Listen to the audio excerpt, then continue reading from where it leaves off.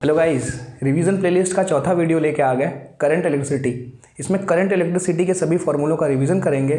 Circuit theory के जितने भी कॉन्सेप्ट्स हैं सारे कॉन्सेप्ट्स आपको समझाए जाएंगे। आपको बहुत मजा आएगा। वीडियो को देखिए। इंस्ट्रक्शंस वही हैं कि सिर्फ वीडियो को देखना नहीं है, रिवीजन पॉइंट्स बनाओ। रिवीजन पॉइंट्स बनाओ, वीडियो देखो, उस समय वीडियो को पॉज करो, पॉज करके उन फॉर्मूलों को लिखो एक कॉपी पे और बाद में उसी को बार बार मल्टीपल टाइम रिवाइज करो। ठीक है। इसके पहले 3 वीडियो पढ़ चुका है इस प्लेलिस्ट में, इलेक्ट्रोस्टैटिक्स 1, इलेक्ट्रोस्टैटिक्स 2 और कैपेसिटर। आप उसको भी जाके देखिए, लिंक डिस्क्रिप्शन में है। शुरू करते हैं current electricity complete revision one shot. Current को कैसे डिफाइन करेंगे? मान लें कि कोई कंडक्टर है और इस कंडक्टर का ये एरिया है, तो किसी भी गिवन एरिया से कितना चार्ज यूनिट टाइम में फ्लो कर गया वही क्या कहलाएगा? करंट कहलाएगा। कोई कंडक्टर है, उस कंडक्टर के गिवन एरिया से कितना चार्ज यूनिट टाइम में फ्लो कर गया वही क्या कहलाएगा? करंट कहलाएगा। तो सिंपल क्या हो गया? Rate of flow of charge through any given cross sectional area. किसी भी दिए हुए क्रॉस सेक्शनल एरिया से किस रेट से चार्ज फ्लो कर रहा है वही करंट कहलाएगा। करंट को स्मॉल आई से डिनोट किया जाएगा और इसका फॉर्मूला क्या होगा? I equals to Q by T, charge upon time. ठीक है। करंट का यूनिट क्या होता है? कूलम पर सेकंड होता है। अब देखो, चार्ज का यूनिट क्या होगा? कूलम होगा। टाइम का यूनिट क्या होगा? सेकंड होगा। इसी कूलम पर सेकंड को एसआई में क्या बोलते हैं? एम्पियर बोलते हैं। करंट को नापने के लिए हम एमीटर का यूज करते हैं और सर्किट में एमीटर हमेशा सीरीज में कनेक्ट होता है। आगे बढ़ते हैं। करंट 2 तरह का होगा। पहला होगा एवरेज करंट, दूसरा होगा इंस्टेंटेनियस करंट। एवरेज करंट का मतलब क्या हो गया कि किसी भी कंडक्टर से टोटल चार्ज कितना फ्लो कर रहा है और कितने टाइम में फ्लो कर रहा है, यानी कि total charge phloem upon total time taken कर देंगे तब वो क्या मिल जाएगा? एवरेज मिल जाएगा। फिर इंस्टेंटेनियस का मतलब क्या हो गया?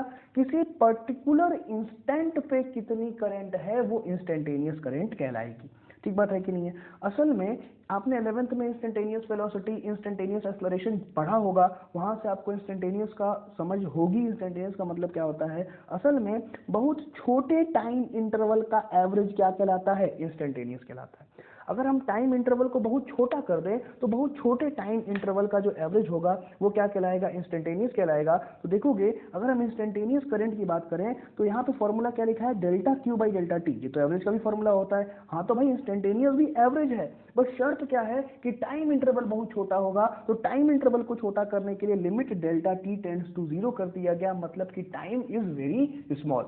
एक बहुत छोटे टाइम इंटरवल का जो एवरेज करंट होता है वो इंस्टेंटेनियस कहलाएगा। और आप सीधे याद रखें, इंस्टेंटेनियस करंट किसके बराबर होगा? D Q by D T के बराबर। तो एवरेज करंट क्या हो गया? Total charge phloem upon total time taken. और इंस्टेंटेनियस करंट कितना हो गया? D Q upon D T हो गया। ठीक बात है कि नहीं है? आगे बढ़ते हैं। ये बड़ी इंपॉर्टेंट बात है। अभी तुमने पढ़ा कि ये इंस्टेंटेनियस करंट आई है, ये किसके इक्वल होता है? इक्वल होता है D Q by D T के। हमेशा याद रखो, मैथमेटिक्स में कभी भी अगर ऐसे लिखा हुआ है, अगर फॉर एग्जाम्पल कोई भी फंक्शन लिखा हुआ है वो डी वाई बाई, अगर लिखा हुआ है dy बाई डी एक्स लिख रहा है, तो dy बाई डी एक्स क्या रिप्रेजेंट करता है? dy by D X represent करता है स्लोप ऑफ yx कर्व। ये yx कर्व का स्लोप रिप्रेजेंट करता है। उसी प्रकार से यहाँ पर I equals to D Q by D T लिखा हुआ है, ये I equals to D Q by D T क्या रिप्रेजेंट कर रहा है? ये जो D Q by D T है ना, ये slope of Q T curve को रिप्रेजेंट कर रहा है। नहीं समझे बात? उदाहरण के तौर पर, एग्जाम्पल के तौर पर मान लीजिए आपको अगर एक चार्ज का और टाइम का ऐसे ग्राफ दिया हुआ है, और चार्ज और टाइम का ग्राफ ऐसे दिया हुआ है, फॉर एग्जांपल मान लेते हैं 30 डिग्री के एंगल पर दिया हुआ है। तो अगर 30 डिग्री है यार, ये 30 डिग्री के एंगल पर दिया हुआ है, तो अगर आपको चार्ज का और टाइम का ग्राफ गिवन है, जो चार्ज का और टाइम का ग्राफ अगर आपको गिवन है, तो अगर क्यूटी कर्व का, जो चार्ज और टाइम का कर्व है, अगर इसका आप स्लोप निकाल दें तब वो क्या मिल जाएगा? इंस्टेंटेनियस करंट मिल जाएगा। और स्लोप निकालना आप जानते हैं, जो स्लोप होता है एम किसके इक्वल होता है? टेन थीटा के। यहाँ पर थीटा कितना? 30 डिग्री। तो टेन 30 पुट कर दीजिए, कितना आंसर आ जाएगा? 1/√3 एम्पियर आ जाएगा। ठीक बात है कि नहीं? यानी अगर चार्ज टाइम का कर्व हमको गिवन है तो चार्ज और टाइम के कर्व का जो स्लोप होगा वो हमको इंस्टेंटेनियस करंट दे देगा। सही बात है कि नहीं है? आगे बढ़ते हैं जरा, इसमें एक चीज और समझते हैं। इससे यहाँ देखो लिखा हुआ है D Q, I equals to D Q by D T होता है, तो डी क्यू को रहने दो और डी टी को करंट की तरफ लेके आओ। तो यहाँ से क्या बन जाएगा? यहाँ से बन जाएगा D Q equals to I D T. ये किस फॉर्म में है? डिफरेंशियल फॉर्म में है। इसको अगर इंटीग्रल फॉर्म में लेके आए, बोथ साइड इंटीग्रेट कर दें, तो डी क्यू को इंटीग्रेट करोगे तो क्यू हो जाएगा। तो Q equals to integral I D T. अब ये इंटीग्रल आई डी टी क्या रिप्रेजेंट कर रहा है? तो अपने मैथमेटिक्स में अगर कभी भी आपको ऐसा टर्म देखने को मिले, इंटीग्रल आई डी टी देखने को मिले, या इसके जैसा कोई फंक्शन देखने को मिले, तो इंटीग्रल आई डी टी असल में रिप्रेजेंट करेगा area under I T curve. यानी कि फॉर एग्जांपल आप एक बार के लिए समझिए कि आपको ऐसा कर्व दिया हुआ है, ये आपको ऐसा कर्व दिया हुआ है करंट में और टाइम में आपको ऐसा कर दिया हुआ है। तो अगर करंट टाइम का कर्व आपको दिया हुआ है, अगर आप उसके अंदर की एरिया कैलकुलेट कर देते हैं तो वो area under area under current time IT curve आपको क्या दे देगा, चार्ज फ्लोन दे देगा। कितना बढ़िया है। अगर तुमको चार्ज और टाइम का कर्व दिया हुआ है तो चार्ज और टाइम के कर्व का स्लोप निकाल लोगे, इंस्टेंटेनियस करंट मिल जाएगा। और अगर तुमको करंट और टाइम का कर्व दिया हुआ है तुम उसके अंदर की एरिया कैलकुलेट कर लोगे, ये एरिया कैलकुलेट कर लोगे, तुम्हें क्या मिल जाएगा, चार्ज फ्लोन मिल जाएगा। तो याद रखना है आपको कि अगर I = dq/dt लिखा है, dq/dt क्या रिप्रेजेंट करेगा, रिप्रेजेंट करेगा slope of charge time curve. तो अगर आपको चार्ज का और टाइम का कर्व दिया है उसका स्लोप आप कैलकुलेट कर लेंगे, आपको करंट मिल जाएगा। और अगर आपको करंट और टाइम का कर्व दिया हुआ है तो उस केस में आप उसका अंदर का एरिया निकाल लेंगे, आपको क्या मिल जाएगा, चार्ज। तो अगर चार्ज टाइम का कर्व दिया है उसका स्लोप करंट देगा, और करंट टाइम का कर्व अगर दिया है तो उसके अंदर का एरिया क्या देगा तुमको, चार्ज फ्लोन देगा। करंट डेंसिटी, करंट डेंसिटी को कैसे डिफाइन किया जाएगा, तो देखो ये कंडक्टर है, ये कंडक्टर है, इस कंडक्टर के परपेंडिकुलर एरिया से जितना करंट फ्लो करेगा वही करंट डेंसिटी कहलाएगा। किसी भी कंडक्टर के परपेंडिकुलर एरिया से, ये जैसे कंडक्टर का ही परपेंडिकुलर एरिया हुआ ना, तो यानी कोई भी कंडक्टर है तो उस कंडक्टर में करंट फ्लो कर रहा है तो परपेंडिकुलर एरिया से जितना करंट फ्लो करेगा वो करंट डेंसिटी कहलाएगा। देखो, current flowing through any perpendicular area of the conductor, conductor के परपेंडिकुलर एरिया से जितना भी करंट फ्लो करेगा वो करंट डेंसिटी कहलाएगा। ये एक वेक्टर क्वांटिटी होगा, और अगर वेक्टर है तो डायरेक्शन भी होगा। डायरेक्शन किसकी तरफ होगा, तो डायरेक्शन अलोंग द करंट होता है। डायरेक्शन किसकी तरफ होता है, डायरेक्शन हमेशा अलोंग द करंट होगा। तो करंट डेंसिटी का मतलब क्या हो गया कि किसी भी कंडक्टर के परपेंडिकुलर एरिया से जो करंट फ्लो करेगा वो करंट डेंसिटी कहलाएगा। ये एक वेक्टर क्वांटिटी होगा, डायरेक्शन वही होगा जो किसका होगा, करंट का होगा।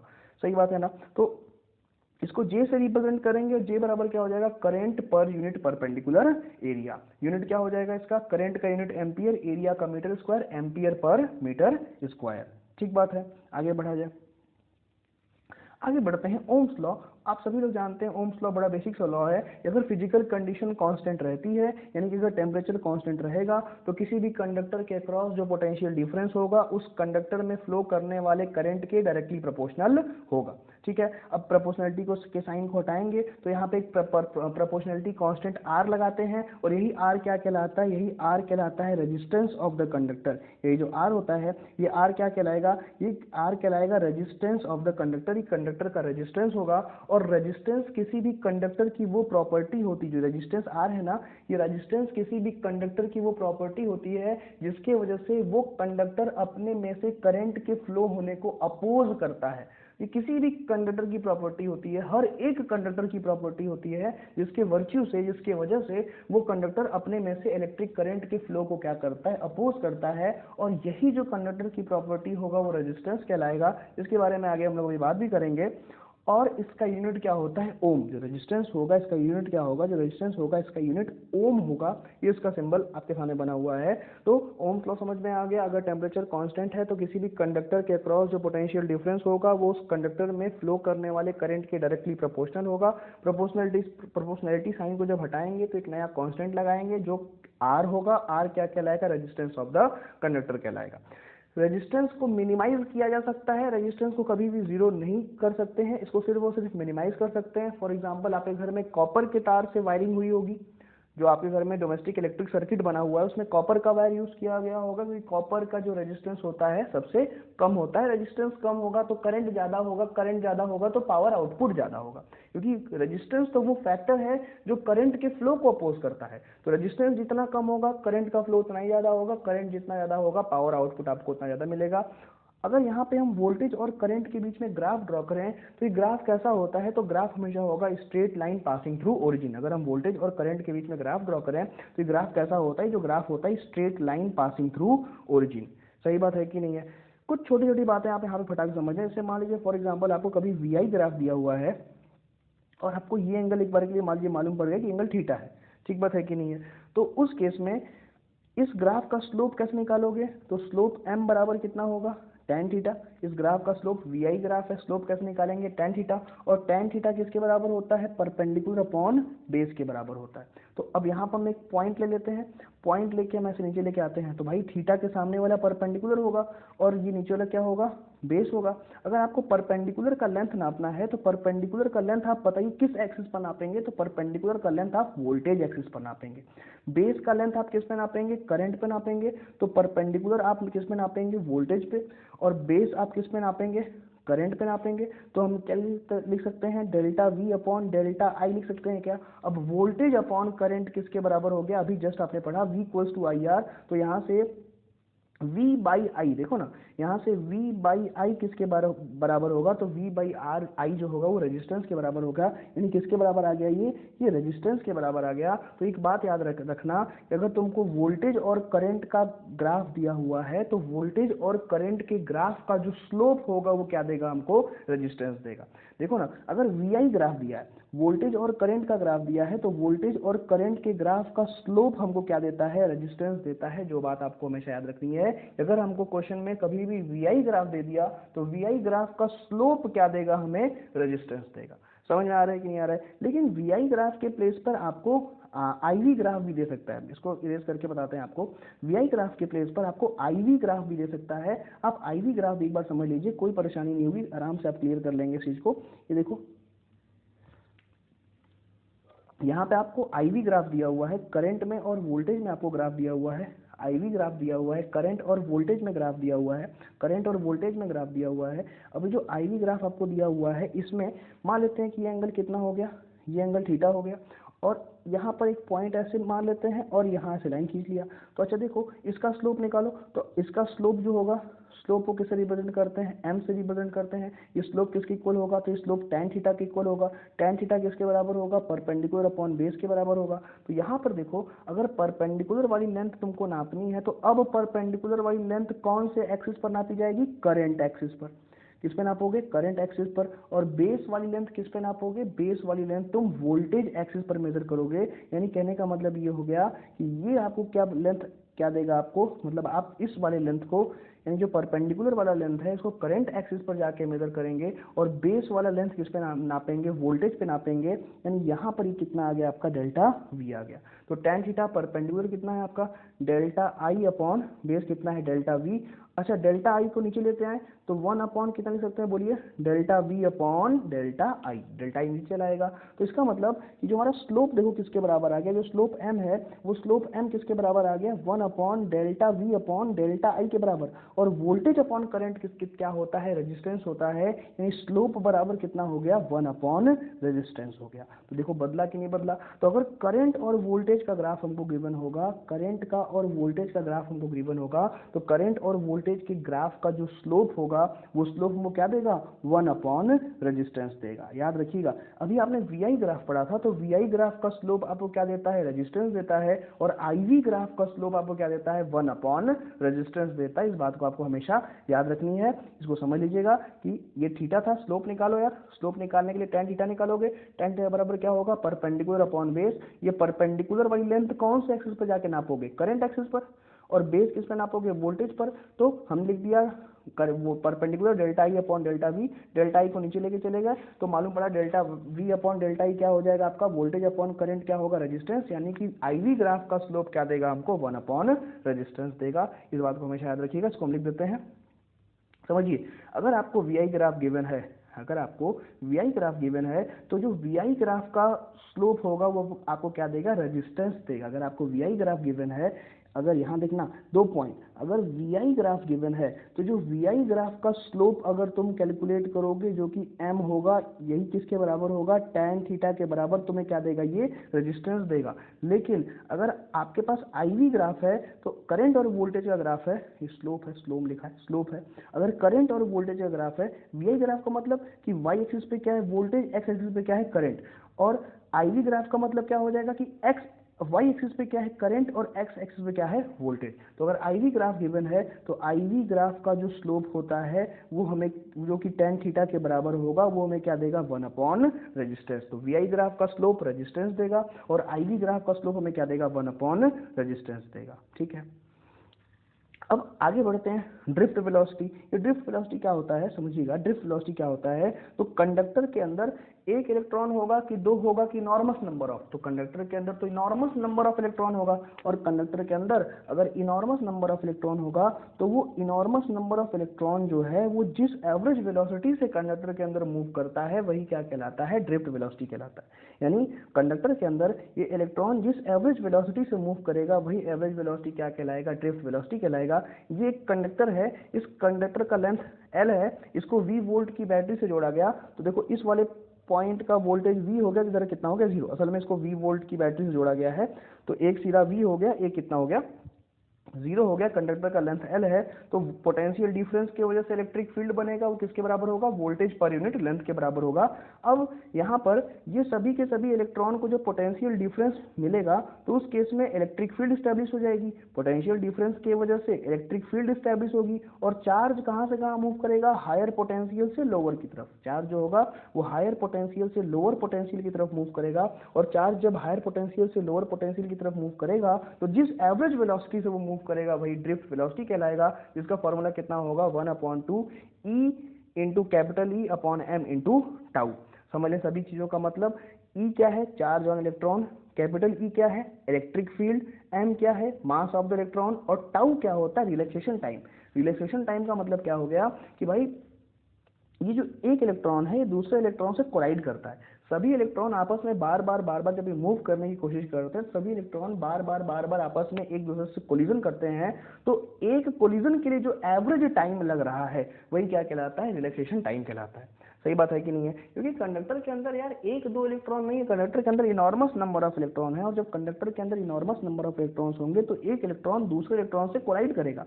तो जितने एवरेज टाइम, मतलब एक कोलिजन के लिए जो एवरेज टाइम लग रहा है वही क्या कहलाएगा, रिलैक्सेशन टाइम कहलाएगा। तो ड्रिफ्ट वेलोसिटी का फॉर्मूला कितना आ गया, 1/2 into E capital E upon M into tau, जहाँ पे small e charge on electron बता रहा है, कैपिटल E इलेक्ट्रिक फील्ड बता रहा है, टाउ रिलैक्सेशन टाइम है जो कि एवरेज टाइम फॉर कोलिजन होता है।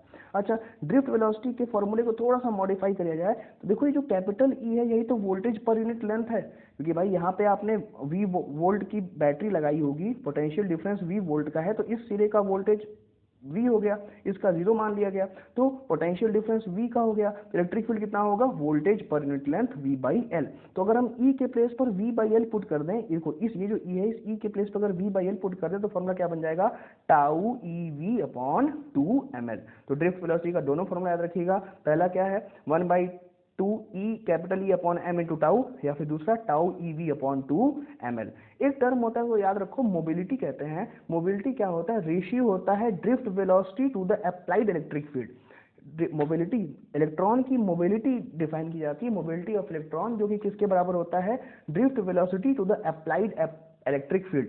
तो मोबिलिटी रेशियो होता है, किसका रेशियो होता है, ड्रिफ्ट वेलोसिटी का और अप्लाइड इलेक्ट्रिक फील्ड का रेशियो होगा। किसके बराबर होगा, देखो ड्रिफ्ट वेलोसिटी Vd कितना आया है, टाउ E अपॉन 2m, इस फॉर्मूले को देखिए, tau E upon 2m upon electric field E से E कट गया, कितना बचा, टाउ E अपॉन 2m, यानी कि जो मोबिलिटी है, मोबिलिटी का फॉर्मूला कितना बन के आ गया, tau E upon 2m। Mobility होता क्या है, तो it is the ratio of drift velocity to the applied electric field, और फॉर्मूला कितना होगा इसका, tau E upon 2m। Tau relaxation time है, कोलिजन के दौरान एक कोलिजन के लिए जो एवरेज टाइम लग रहा है वो टाउ है, E चार्ज ऑन इलेक्ट्रॉन है, M क्या है, मास ऑफ द इलेक्ट्रॉन है, यूनिट क्या होता है इसका, मीटर स्क्वायर पर वोल्ट सेकेंड, याद रखना है यूनिट क्या होगा इसका यूनिट होगा मीटर स्क्वायर पर वोल्ट सेकेंड। ठीक है, आगे बढ़ते हैं। अब देखो, जब यहाँ पर देखिए जिस एवरेज वेलोसिटी से इलेक्ट्रॉन मूव करता है वो ड्रिफ्ट वेलोसिटी कहलाता है। अब ड्रिफ्ट, भाई इलेक्ट्रॉन मूव करेगा तो करंट बनेगा, तो करंट कितना बनता है, करंट बनता है I = NEAVD। बड़े ध्यान समझिए, सारे फॉर्मूले बड़े काम के होंगे, आपको बहुत इंपॉर्टेंट है, बहुत ध्यान समझना है। परीक्षाओं में इस सेगमेंट से कई सारे क्वेश्चंस न्यूमेरिकल के फॉर्म में और थ्योरी के फॉर्म में, दोनों के फॉर्म में आपको देखने को मिलेंगे।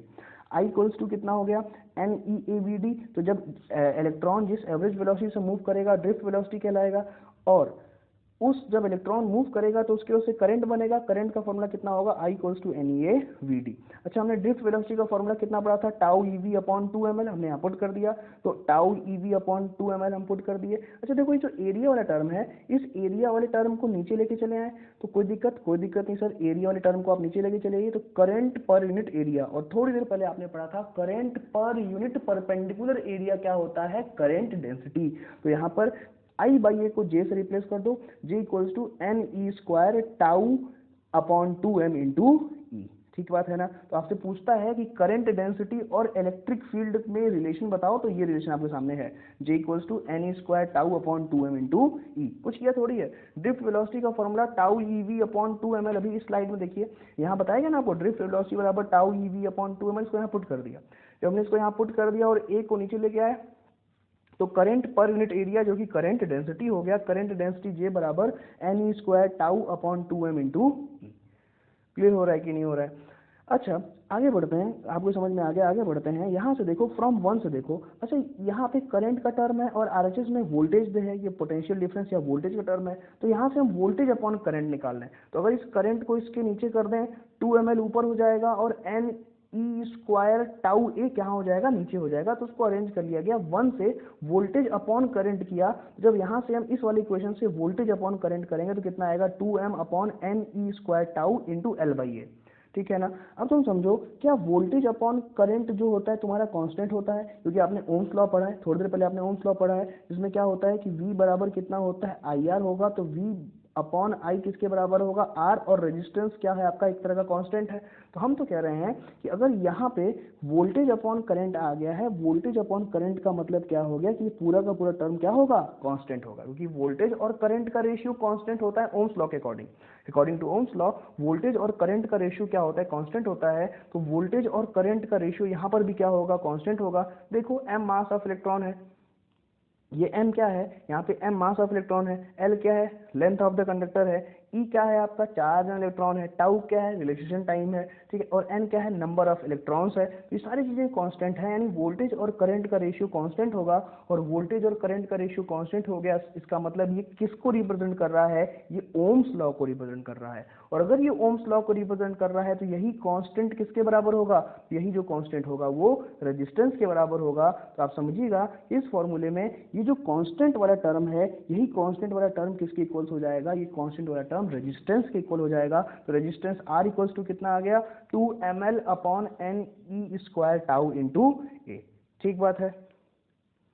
अब यहाँ देखिए, जो R इक्वल्स टू कितना आया, 2ml upon NE square tau into A. अगर थोड़ा सा दिमाग और लगाया तो हम एक चीज ऑब्जर्व करेंगे कि इसमें जो ये 2m upon NE square tau वाला टर्म है पूरा कांस्टेंट है। भाई कंडक्टर का लेंथ और एरिया चेंज हो सकता है, लेकिन इलेक्ट्रॉन का मास नहीं बदल सकता, नंबर ऑफ इलेक्ट्रॉन्स नहीं बदल सकते, इलेक्ट्रॉन पर चार्ज नहीं बदलेगा, और रिलैक्सेशन टाइम भी क्या होगा, कांस्टेंट होगा।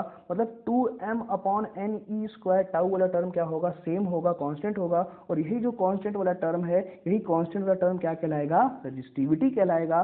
तो रेजिस्टिविटी और रेजिस्टेंस में एक रिलेशन मिल गया, R equals to rho L by A. ठीक बात है कि नहीं है। देखो ये जो 2m NE स्क्वायर टाउ वाला टर्म है, ये क्या हो गया आपका, कांस्टेंट हो गया, ये पूरा कांस्टेंट है। तो इसी कांस्टेंट को हमने एक दूसरे सिंबल से रिप्लेस कर दिया, उसको हम रो बोले, और रो क्या कहलाता है, रेजिस्टिविटी ऑफ द मटेरियल। ठीक बात है कि नहीं है। तो देखिए बड़ा इंपॉर्टेंट सेगमेंट था यार, ये कुछ नहीं किया, करंट का फॉर्मूला, जिस एवरेज वेलोसिटी से चार्ज कैरियर मूव करेगा वो एवरेज वेलोसिटी क्या कहलाएगा, ड्रिफ्ट वेलोसिटी कहलाएगा। और ड्रिफ्ट वेलोसिटी का formula tau EV upon 2ml put कर दिया। Current per unit perpendicular area current density बन गया, तो करंट डेंसिटी और इलेक्ट्रिक फील्ड में रिलेशन बता दिया। इस वन वाले इक्वेशन से वोल्टेज अपॉन करंट निकाला, वोल्टेज अपॉन करंट कांस्टेंट होता है, इसका मतलब ये ओम्स लॉ को रिप्रेजेंट कर रहा है। वो जो कांस्टेंट होगा वो रेजिस्टेंस के बराबर होगा, और रेजिस्टेंस का फॉर्मूला जो मिला हमको उसमें 2m upon NE square tau भी कांस्टेंट है, इसको हमने रेजिस्टिविटी से रिप्लेस कर दिया। तो resistance equals to rho L by A मिल गया। दो बात याद रखना है, रेजिस्टेंस का रेसिप्रोकल कंडक्टेंस कहलाता है। Reciprocal of resistance is called conductance. इसका यूनिट क्या होता है, महो और ओम इनवर्स। जैसे ओम का उल्टा, जैसे ओम है ओम का उल्टा लिखोगे तो क्या लिखोगे, MHO महो, या फिर क्या लिखोगे, ओम इनवर्स। तो ये रेसिप्रोकल ऑफ रेजिस्टेंस है ना, ये क्या है, कंडक्टेंस क्या होता है, it is a reciprocal of resistance. तो जो रेजिस्टेंस का रेसिप्रोकल होगा वो कंडक्टेंस कहलाएगा, यूनिट क्या होगा, महो या फिर ओम इनवर्स। और रेजिस्टिविटी जो है, जो रेजिस्टिविटी का रेसिप्रोकल है, समझिएगा, जो रेजिस्टिविटी है, इस रेजिस्टिविटी का जो रेसिप्रोकल है, रेजिस्टिविटी का रेसिप्रोकल क्या कहलाएगा, कंडक्टिविटी कहलाएगा। रेजिस्टिविटी का जो रेसिप्रोकल है कंडक्टिविटी कहलाएगा। इसका यूनिट क्या होगा, इसका यूनिट होगा, अच्छा पहले एक बार रेजिस्टिविटी का यूनिट यहाँ से निकाल कर बताते हैं कि रेजिस्टिविटी का यूनिट क्या होगा, फिर आप समझ पाएंगे। देखिए यहाँ कुछ गड़बड़ लिखा हुआ है। रेजिस्टिविटी का फॉर्मूला कितना होगा, रो इक्वल्स टू, यहाँ से रो इक्वल्स टू निकालो, रो इक्वल्स टू कितना हो जाएगा, R into A by L. अब रेजिस्टेंस का यूनिट क्या होगा, ओम होगा।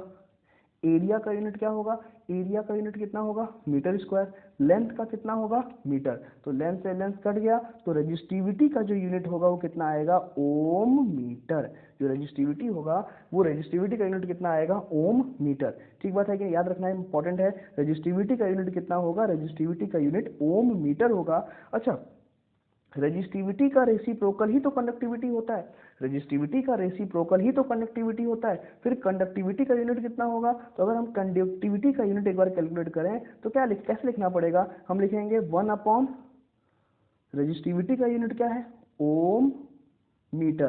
तो देखो ओम है, 1 अपॉन ओम है, तो 1 अपॉन ओम उल्टा होकर क्या हो जाएगा, महो, और नीचे मीटर बचा तो क्या ऊपर हो जाएगा, मीटर इनवर्स। तो महो मीटर इनवर्स, वो गड़बड़ लिखा था, माफ करिएगा। अब समझ लीजिए कि जो रेजिस्टिविटी का रेसिप्रोकल क्या होता है, कंडक्टिविटी होता है, और ये किसके इक्वल्स होगा, महो पर मीटर के इक्वल होगा। रेजिस्टेंस का रेसिप्रोकल कंडक्टेंस कहलाएगा, यूनिट महो या ओम इनवर्स होगा। और रेजिस्टिविटी का रेसिप्रोकल कंडक्टिविटी कहलाएगा, जिसका यूनिट क्या होगा, महो पर मीटर कहलाएगा। ठीक बात है, समझ गए, आगे बढ़े। रेजिस्टेंस किन किन फैक्टर पर डिपेंड करता है, याद रखें, रेजिस्टेंस लेंथ पर डिपेंड करता है। जो कंडक्टर का रेजिस्टेंस होता है वो लेंथ के डायरेक्टली प्रोपोर्शनल होता है। रेजिस्टेंस जो होगा वो एरिया ऑफ क्रॉस सेक्शन पर डिपेंड करेगा। जो रेजिस्टेंस होगा वो क्रॉस सेक्शनल एरिया के इनवर्सली प्रोपोर्शनल होगा। रेजिस्टेंस जो होता है वो मटेरियल ऑफ कंडक्टर पर डिपेंड करता है और साथ में टेम्परेचर पे। तो 4 फैक्टर पर रेजिस्टेंस डिपेंड करता है। पहला फैक्टर क्या होता है, लेंथ। जो पहला फैक्टर होगा वो लेंथ होगा। रेजिस्टेंस जो होगा कंडक्टर के लेंथ के डायरेक्टली प्रोपोर्शनल होगा। एरिया ऑफ क्रॉस सेक्शन के इनवर्सली प्रोपोर्शनल होगा। रेजिस्टेंस मटेरियल पर डिपेंड करेगा और टेम्परेचर पर डिपेंड करेगा। रेजिस्टिविटी किस पर डिपेंड करता है, रेजिस्टिविटी होगा वो डिपेंड करता है मटेरियल के टेम्परेचर पर। जो रेजिस्टिविटी होगा वो डिपेंड करेगा मटेरियल के टेम्परेचर पर, समझ रहे हो ना, और नेचर पर। रेजिस्टिविटी कभी भी लेंथ और एरिया पर डिपेंड नहीं करता। Resistivity is independent of the dimension. Resistivity dimension के क्या होता है, इंडिपेंडेंट होता है। फिर रेजिस्टिविटी डिपेंड किस पे करता है, तो रेजिस्टिविटी डिपेंड करता है टेम्परेचर पर और मटेरियल पर। अब देखो रेजिस्टिविटी और रेजिस्टेंस का जो वेरिएशन होता है टेम्परेचर से, आप यहाँ देखिए, चाहे रेजिस्टेंस हो चाहे रेजिस्टिविटी हो, दोनों टेम्परेचर पर डिपेंड कर रहा है। रेजिस्टेंस भी टेम्परेचर पर डिपेंड करता है, रेजिस्टिविटी भी टेम्परेचर पर डिपेंड करता है। तो टेम्परेचर जो इनका टेम्परेचर के साथ वेरिएशन होता है उसको जरा समझने की कोशिश करते हैं। आपने यहाँ ध्यान से दिया हो तो आपने रेजिस्टिविटी का फॉर्मूला कितना पढ़ा था, 2m upon NE square tau. अब देखते हैं यहाँ पे आगे। दो तरह का मटेरियल है, एक है कंडक्टर, एक है सेमी कंडक्टर। मान लेते हैं एक बार के लिए कंडक्टर में हमने टेम्परेचर को इंक्रीज किया। रेजिस्टिविटी का फॉर्मूला है 2m upon NE square tau. Resistivity का फॉर्मूला है 2m upon NE square tau. तो अगर कंडक्टर के केस में हम टेम्परेचर को इंक्रीज कर रहे हैं तो 2 तो कांस्टेंट है, इलेक्ट्रॉन का मास भी कांस्टेंट है, ई भी क्या है, चार्ज और इलेक्ट्रॉन भी कांस्टेंट है, और number of free charge carrier भी कंडक्टर में क्या रहता है, सेम रहता है। कंडक्टर में नंबर ऑफ फ्री इलेक्ट्रॉन्स भी क्या रहता है, सेम रहता है। जो नंबर ऑफ फ्री इलेक्ट्रॉन्स होगा वो सेम होगा। यानी 2 कांस्टेंट है, m कांस्टेंट है, n कांस्टेंट है, e कांस्टेंट है। बदल क्या रहा है, बदल रहा है टाउ। जैसे जैसे टेम्परेचर को बढ़ाया जाएगा वैसे वैसे इलेक्ट्रॉन को एनर्जी मिलेगा, और जब इलेक्ट्रॉन को एनर्जी मिलेगा तो और रैंडमली वो क्या करेगा, इलेक्ट्रॉन जो होगा वो और ज्यादा रैंडमली क्या करेगा, एक दूसरे से कोलाइड करेगा। तो रिलैक्सेशन टाइम क्या होगा, घटेगा। अब 2m n और e स्क्वायर तो कांस्टेंट है, लेकिन टेम्परेचर बढ़ाने पर टाउ क्या हो रहा है, घट रहा है। मतलब टाउ क्या होता है, रिलैक्सेशन टाइम होता है, average time between the collision of electron. Electron के कोलिजन में जो एवरेज टाइम होता है ना, वो टाउ कहलाता है। तो टेम्परेचर बढ़ाने पे तो जल्दी जल्दी कोलाइड करेगा, तो टाउ घटेगा। तो अब ये सब चीजें कांस्टेंट है और टाउ क्या हो रहा है आपका, घट रहा है। इसका मतलब रेजिस्टिविटी क्या करेगा, इंक्रीज करेगा, बढ़ेगा। यानी कि अगर कंडक्टर के केस में टेम्परेचर को बढ़ाया जाएगा तो रेजिस्टेंस या फिर रेजिस्टिविटी दोनों ही क्या करता है, इंक्रीज करता है। रेजिस्टेंस कैसे आ गया, क्योंकि यार फॉर्मूला क्या है, आर बराबर कितना पढ़े हो, रो एल बाई ए तो जानते हो ना। तो आर और रो, तो अगर रो बढ़ेगा तो आर भी बढ़ेगा, रो घटेगा तो आर भी क्या होगा, घटेगा। समझिएगा ध्यान से इस बात को। तो मतलब यहाँ समझ में आ रहा है कि कंडक्टर के केस में क्या होगा, अगर टेम्परेचर को बढ़ाया जाएगा, टेम्परेचर को बढ़ाने पर रिलैक्सेशन टाइम कम होगा, और रिलैक्सेशन टाइम अगर कम होगा तो रिलैक्सेशन टाइम और रेजिस्टिविटी आपस में इनवर्सली प्रोपोर्शनल है। अगर टाउ कम होगा तो रेजिस्टेंस क्या करेगा आपका, इंक्रीज करेगा, रेजिस्टिविटी भी क्या करेगा, इंक्रीज करेगा। तो पहला बात याद रखना है, कंडक्टर के केस में टेम्परेचर इंक्रीज करने पर रेजिस्टेंस और रेजिस्टिविटी इंक्रीज करता है। ठीक है। सेमी कंडक्टर के केस में क्या होगा, देखो टू तो हर जगह कांस्टेंट है, mass of the electron constant है, और charge of the electron constant है। सेमी कंडक्टर में कुछ ऐसा होता है कि कुछ इलेक्ट्रॉन्स फ्री होते हैं, कुछ इलेक्ट्रॉन्स बाउंड होते हैं। समझ रहे हो ना, सेमी कंडक्टर में कुछ इलेक्ट्रॉन्स फ्री होते हैं, कुछ इलेक्ट्रॉन्स बाउंड होते हैं। जैसे जैसे टेम्परेचर बढ़ना शुरू करता है तो टेम्परेचर बढ़ने पर रिलैक्सेशन टाइम घटेगा, है कि नहीं। टेम्परेचर बढ़ने पर इलेक्ट्रॉन को एनर्जी मिलेगी, इलेक्ट्रॉन एनर्जी पा के और तेजी से एक दूसरे के साथ कोलाइड करना शुरू करेगा, तो जो कोलिजन का टाइम है, कोलिजन का टाइम घट जाएगा। लेकिन एनर्जी मिलने पर वहां पर जो इलेक्ट्रॉन बंधे हुए थे वो टूटना शुरू हो जाते हैं। यानी कि वहां पे टेम्परेचर को एब्जॉर्व करके इलेक्ट्रॉन क्या करेंगे, इलेक्ट्रॉन टूटना शुरू कर देंगे। मतलब इलेक्ट्रॉन का बॉन्ड ब्रेक होगा, वहां कोवेलेंट बॉन्ड ब्रेक होता है, और वहां पर इलेक्ट्रॉन क्या होने लगेगा, इलेक्ट्रॉन प्रोड्यूस होने लगेगा, इलेक्ट्रॉन वहां पे क्रिएट होने लगेगा। क्रिएट होने का मतलब है कि वहां पर सेमी कंडक्टर ऐसा मटेरियल होता है जिसमें कुछ इलेक्ट्रॉन्स फ्री होता है, कुछ इलेक्ट्रॉन्स बाउंड होता है। तो टेम्परेचर जब बढ़ेगा तो टेम्परेचर बढ़ने पर वहां पर कोवेलेंट बॉन्ड ब्रेक होगा और इलेक्ट्रॉन वहां पर निकलना शुरू करेगा, यानी एन बढ़ेगा। देख रहे हो ना, यानी एन बढ़ रहा है, टाउ घट रहा है, नंबर ऑफ फ्री इलेक्ट्रॉन्स बढ़ना शुरू कर गए और टाउ घट रहा है।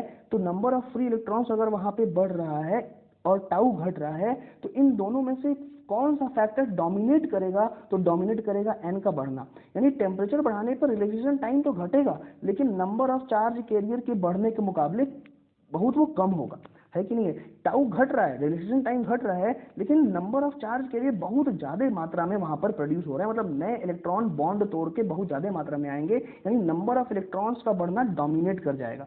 तो मतलब ये टाउ तो घट ही रहा है, पर दोनों में से कौन सा फैक्टर डोमिनेट कर रहा है, तो एन का बढ़ना डोमिनेट कर रहा है। तो टेम्परेचर बढ़ने पर ये एन बढ़ रहा है, और अगर ये वाला क्वांटिटी बढ़ेगा तो रेजिस्टिविटी क्या होगा, घटेगा, क्योंकि भाई रो और एन आपस में इनवर्सली प्रोपोर्शनल है। तो अगर टेम्परेचर बढ़ाया जाता है सेमी कंडक्टर के केस में तो रिलैक्सेशन टाइम डिक्रीज होता है। लेकिन क्योंकि वहां पर कुछ इलेक्ट्रॉन्स फ्री हैं, कुछ इलेक्ट्रॉन्स बाउंड हैं, तो जो इलेक्ट्रॉन्स सेमी कंडक्टर में बाउंड होते हैं वो टेम्परेचर को एब्जॉर्व करके वहां से टूटना शुरू हो जाते हैं। नंबर ऑफ चार्ज कैरियर बढ़ता है, और नंबर ऑफ चार्ज कैरियर का बढ़ना यहाँ पर डोमिनेट करेगा, और जब डोमिनेट करेगा तो टेम्परेचर बढ़ेगा, तो एन वाला फैक्टर बढ़ेगा, और रेजिस्टेंस और रेजिस्टिविटी क्या होगा, डिक्रीज करेगा। यानी सेमी कंडक्टर में टेम्परेचर बढ़ाने पर रेजिस्टिविटी और रेजिस्टेंस क्या होता है, डिक्रीज होता है, लेकिन कंडक्टर में टेम्परेचर बढ़ाने पर रेजिस्टेंस और रेजिस्टिविटी क्या होता है, इंक्रीज होता है। याद रहेगा, आगे बढ़ते हैं। रेजिस्टेंस और रेजिस्टिविटी का टेम्परेचर के साथ जो रिलेशन होता है समझ लो। ये देखो, रो फाइनल मतलब final resistivity equals to rho not into 1 plus alpha delta T. यहाँ पे अल्फा क्या होता है, कोफिशियंट ऑफ थर्मल रेजिस्टेंस है। अल्फा क्या है, कोफिशियंट ऑफ थर्मल रेजिस्टेंस है, यानी टेम्परेचर बढ़ने के साथ जो रेजिस्टेंस में चेंज आ रहा है उसके लिए कोफिशियंट होता है। तो यहाँ पर ये रो फाइनल क्या है, ये फाइनल रेजिस्टेंस है। रो नॉट क्या है, इनिशियल रेजिस्टेंस है, यानी फाइनल रेजिस्टेंस कितना हो गया, rho not into 1 plus alpha delta T. ये रेजिस्टिविटी का टाइम के साथ रिलेशन हो गया, और ये रेजिस्टेंस का टाइम के साथ रिलेशन हो गया। ये आर एफ क्या है, रेजिस्टेंस फाइनल, आर आई क्या है, रेजिस्टेंस इनिशियल, अल्फा क्या है, कोफिशियंट ऑफ थर्मल रेजिस्टेंस। ये टेम्परेचर बढ़ने के साथ जो रेजिस्टेंस में चेंज आएगा उसको हम अल्फा से डिनोट करेंगे। सही बात है कि नहीं है, क्या आप मेरी बात समझ पा रहे हैं। तो रेजिस्टिविटी का रिलेशन टेम्परेचर से कितना होगा, final resistivity equals to initial resistivity into 1 plus alpha delta T. और फाइनल रेजिस्टेंस का रिलेशन क्या होगा, तो final resistance equals to initial resistance into 1 plus alpha delta T. Graph से समझ लो, मैंने अभी बताया कंडक्टर के केस में अगर टेम्परेचर बढ़ेगा तो रेजिस्टेंस और रेजिस्टिविटी क्या करेगा, इंक्रीज करेगा। देखो टेम्परेचर बढ़ने पर रेजिस्टेंस या रेजिस्टिविटी क्या कर रहा है, इंक्रीज कर रहा है। जैसे देखो टेम्परेचर इधर बढ़ रहा है तो रेजिस्टेंस रेजिस्टिविटी क्या कर रहा है, इंक्रीज कर रहा है। और यहाँ पर सेमी कंडक्टर के केस में टेम्परेचर बढ़ने पर रेजिस्टेंस या रेजिस्टिविटी क्या करेगा, डिक्रीज करेगा। सही बात है। आगे बढ़ते हैं, अब पढ़ते हैं Kirchhoff law for junction. Kirchhoff का दो लॉ है, एक किरचॉफ करंट लॉ है, एक किरचॉफ लूप लॉ है। तो पहले करंट लॉ पढ़ते हैं, आगे चल के लूप लॉ पढ़ेंगे। करंट लॉ बिल्कुल सिंपल है। ये जो किरचॉफ का करंट लॉ है, जिसको जंक्शन लॉ कहते हैं, ये जंक्शन लॉ बहुत सिंपल है। सिंपल सी बात कहता है कि अच्छा पहले समझो जंक्शन क्या होता है। तो एक ऐसा पॉइंट जहां पर दो से अधिक वायर आके मिलते हो वो जंक्शन कहलाता है। दो नहीं, दो से अधिक। एक ऐसा पॉइंट जहां पर दो से अधिक वायर आके मिलेंगे, पॉइंट क्या कहलाएगा, जंक्शन कहलाएगा। सही बात है कि नहीं। जैसे फॉर ये बोल, जैसे यहाँ पे एक वायर इधर आया, एक इधर इधर एक इधर, तो ये क्या कहलाएगा आपका, ये आपका जंक्शन कहलाएगा। तो एक ऐसा पॉइंट जहां पर दो से अधिक वायर आके आपस में मीट करेंगे वो जंक्शन कहलाएगा। जंक्शन लॉ क्या कहता है, जंक्शन लॉ एकदम सिंपल सी बात कहता है कि करंट, देखो यहाँ लिखा हुआ है, sum of current flowing into the junction is equal to sum of current flowing out of the junction. जैसे ये जंक्शन हो गया तो इस जंक्शन पर जितना करंट आएगा उतना ही करंट जाएगा। ऑब्वियस सी बात है यार, जंक्शन पर करंट रुकेगा थोड़ी। इस जंक्शन पर अगर एक बार के लिए 4 एम्पियर करंट आ रहा है, कम्स इनटू द जंक्शन, तो 4 एम्पियर करंट यहां से वापस जाएगा भी। तो sum of current flowing into the junction, किसी जंक्शन पर कि जितना करंट फ्लो कर रहा है, is equal to sum of current flowing out of the junction, उस जंक्शन से उतना ही करंट बाहर जाएगा। यही किरचॉफ का करंट लॉ, या फिर इसको जंक्शन लॉ के नाम से भी जानते हैं, कि किसी भी जंक्शन पर जितना करंट आएगा उतना ही करंट उस जंक्शन से वापस जाएगा। सही बात है कि नहीं है। अच्छा, ये किस पे बेस्ड है, तो चार्ज कंजर्वेशन पर बेस्ड होता है कि भाई देखो जितना चार्ज यहाँ पे, जितना चार्ज फ्लो करके इन हो रहा है उतना ही चार्ज फ्लो करके आउट हो रहा है।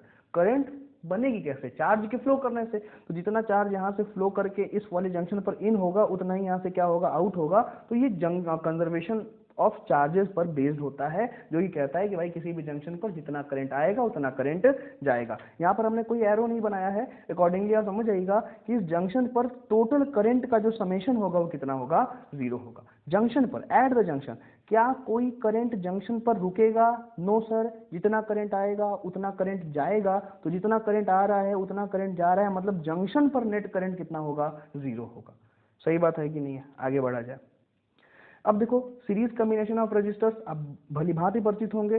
सीरीज कम्बिनेशन, जब कभी भी दो रजिस्टर को एंड टू एंड जोड़ देंगे तो कम्बिनेशन क्या कहलाएगा, सीरीज कम्बिनेशन कहलाएगा। दो रजिस्टर्स है, अगर उसको एंड टू एंड जोड़ दें, पहले के एंड से दूसरे को, फिर दूसरे के एंड से तीसरे को, अगर इस तरह का कम्बिनेशन बनाएंगे तो क्या कहलाएगा, सीरीज कहलाएगा। तो R1 और R2 को सीरीज में V वोल्ट की बैटरी से जोड़ दिया गया है।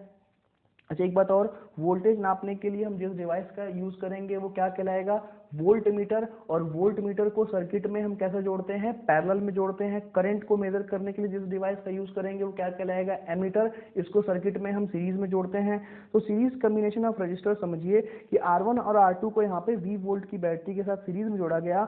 याद रखना है कि जब कभी भी रजिस्टर्स को सीरीज में जोड़ा जाता है, जब कभी भी रजिस्टर्स को सीरीज में जोड़ा जाता है तो उनमें करंट की वैल्यू क्या होगी, सब में सेम होती है, पर वोल्टेज सब में क्या होगा, अलग अलग होगा। तो अगर यहाँ से I करंट फ्लो कर रहा है तो वही I करंट R1 में, वही I करंट R2 में फ्लो करेगा, लेकिन दोनों जगह वोल्टेज क्या होगा, अलग अलग होगा। अगर एक जगह वोल्टेज V1 है तो एक जगह कितना होगा, V2 होगा। लेकिन इस V1 और V2 को अगर हम जोड़ेंगे तो टोटल वोल्टेज के बराबर होगा। यानी सीरीज कम्बिनेशन में सभी रजिस्टर्स के अक्रॉस या फिर पूरी सर्किट में करंट सेम होता है, पर वोल्टेज अलग अलग होता है। वो अलग अलग वोल्टेज का सम टोटल वोल्टेज के बराबर होगा। अगर रेजिस्टेंस सीरीज कम्बिनेशन में जुड़ा होगा तो इक्विवेलेंट रेजिस्टेंस निकालने के लिए सिंपली हम रेजिस्टर्स को जोड़ देंगे। तो यहाँ पर दो रेजिस्टर्स जुड़े हुए हैं तो इक्विवेलेंट कितना होगा, R1 प्लस R2।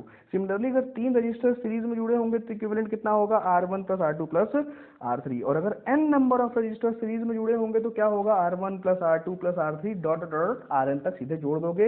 याद रखना है कि सीरीज क्या होता है, सीरीज कम्बिनेशन क्या होता है, जब कभी भी रजिस्टर्स को एंड टू एंड जोड़ा जाएगा, पहले के एंड से दूसरे को, पहले के एंड से दूसरे को, दूसरे के एंड से तीसरे को, तीसरे के एंड से चौथे को, तो वो कम्बिनेशन सीरीज कम्बिनेशन कहलाएगा। अगर रजिस्टर सीरीज कम्बिनेशन में जुड़े हुए हैं तो हर एक रजिस्टर्स के क्रॉस करंट सेम होगा, वोल्टेज डिफरेंट होगा और डिफरेंट वोल्टेज का सम टोटल अप्लाइड वोल्टेज के बराबर होगा।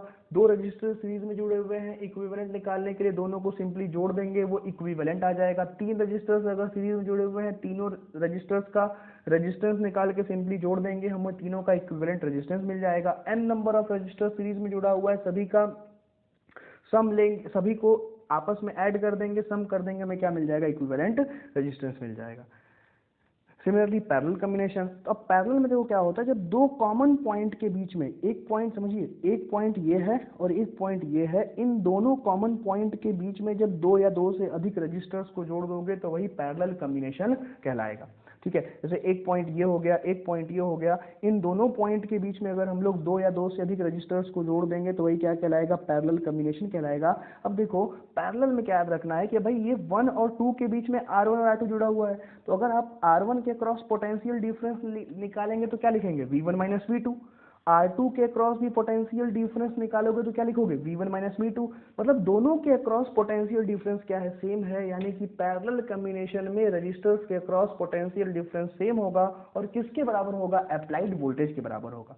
अगर V वोल्ट की बैटरी लगा रहे हैं तो R1 का भी वोल्टेज V वोल्ट होगा और R2 का वोल्टेज भी V वोल्ट होगा, पर करंट क्या होगा, डिफरेंट होगा। यहाँ से I करंट फ्लो कर रहा है, करंट दो पार्ट में क्या हो गया, डिस्ट्रीब्यूट हो गया, इधर गया I1, इधर गया I2। इस I1 और I2 का सम किसके बराबर होगा, टोटल करंट I के बराबर होगा।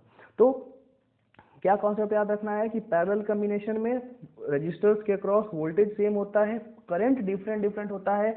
जो करंट डिफरेंट है रजिस्टर्स में, उन डिफरेंट करंट का सम टोटल करंट के बराबर होगा। इक्विवेलेंट निकालने के लिए सिंपल क्या करना होगा, तो जो अगर दो रजिस्टर्स आपस में पैरेलल में जुड़े हुए हैं तो उनके इक्विवेलेंट का जो रेसिप्रोकल होगा वो इंडिविजुअल रेजिस्टेंस के रेसिप्रोकल के सम के बराबर होगा। क्या बोल दिए, सिंपल यही बात बोले कि जो 1/R इक्विवेलेंट होगा, इस पूरे के जो इक्विवेलेंट रेजिस्टेंस होगा, तो 1/R इक्विवेलेंट किसके इक्वल होगा, 1/R1 प्लस 1/R2 के इक्वल होगा। तो इसको सॉल्व करके आप यहाँ से R इक्विवेलेंट कैलकुलेट कर सकते हैं। सीधे यार याद रख जाओ, अगर दो रजिस्टेंसेज आपस में पैरेलल होता है तो उसके लिए इक्विवेलेंट का फॉर्मूला आपको याद है, क्या होता है, R इक्विवेलेंट बराबर कितना हो जाता है, R1 into R2 upon R1 plus R2। सीधे याद रखो कि अगर इसको सिंप्लीफाई कर लें, आप इसको सिंप्लीफाई कर लें, सिंप्लीफाई करने पे आपको मालूम पड़ेगा कि अगर दो रजिस्टर्स पैरेलल में होंगे तो सीधे लगाइए, क्या जरूरत है 1/R equivalent equal to 1/R1 plus 1/R2 करने की। फिर सॉल्व करके आपको दोबारा रेसिप्रोकल लेना पड़ता है, क्योंकि सॉल्व करने पे आप 1/R इक्विवेलेंट कैलकुलेट कर रहे होते हैं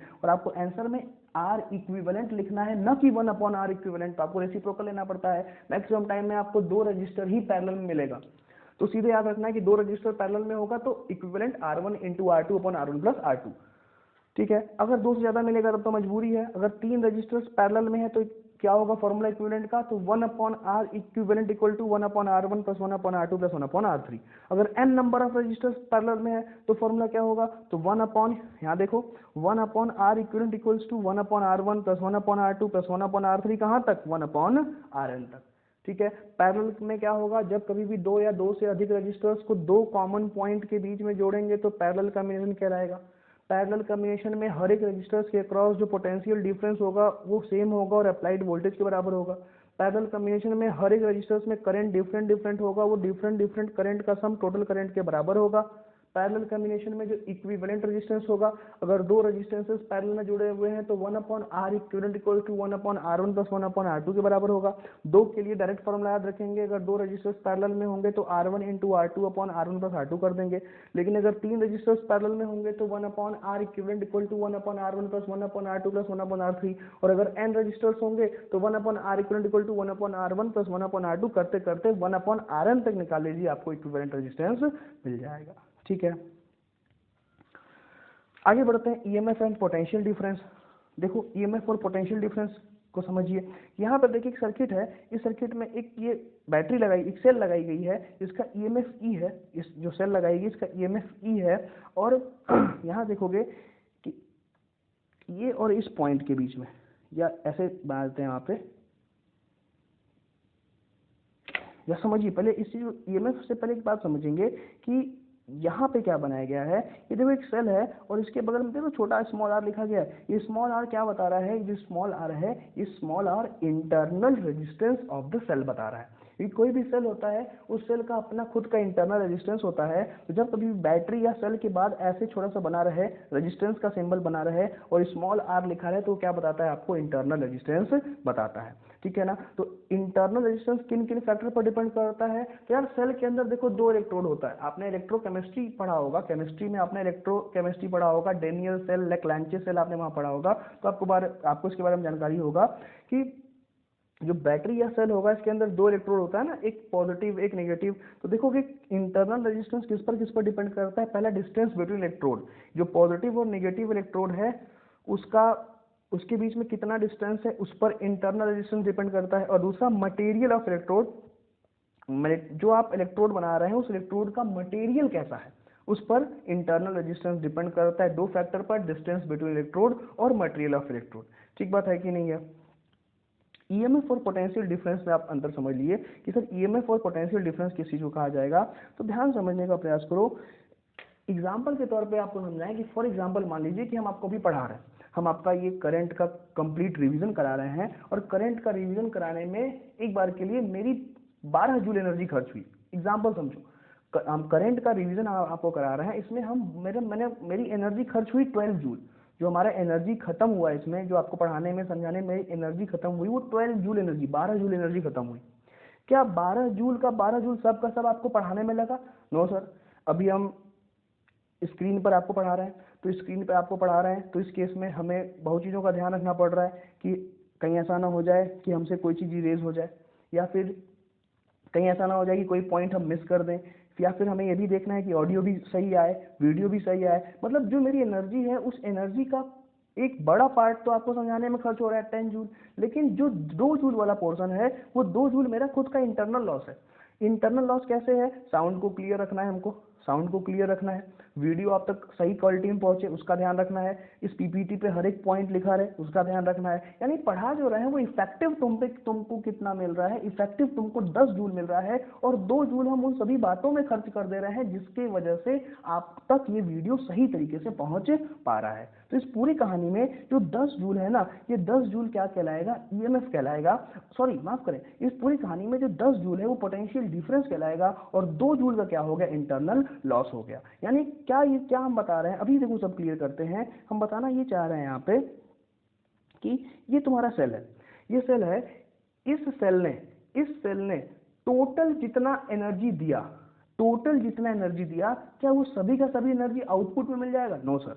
देखो यहाँ पर एक इंटरनल रेजिस्टेंस है, तो क्या इंटरनल रेजिस्टेंस में कुछ ना कुछ तो एनर्जी का लॉस होगा, तो जो नेट आउटपुट आप तक मिलेगा वो क्या कहलाता है? पोटेंशियल डिफरेंस कहलाता है। और बैटरी ने एक्चुअल में जो काम किया, बैटरी ने एक्चुअल में जो वर्क किया, वो उसका ईएमएफ कहलाता है।